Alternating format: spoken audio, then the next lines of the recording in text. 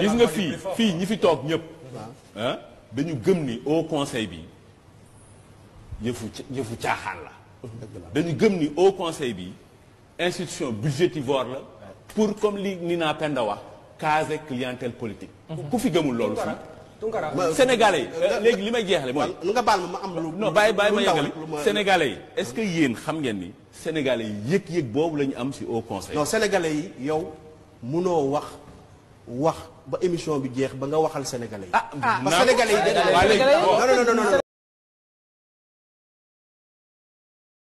TT boobu conseil économique social ak beneen ba bu fi nekkaat tamit moom kii sans compter nag àddinay agence yi fi ne nga xam ne dooruñu fayuñu tekkuñu dara chaque jour nga dégg benn agence bi ñu créé qui servent à rien du tout donc ñooñu ñëpp bu ñu leen supprimer woon wala ñu dëxal leen boole leen ci benn nationaliser les dépenses xanaa mu gën a oyof ñu Tunkara lii nag war nga cee mën a wax nag wax dëgg yaa yow Tunkara nag.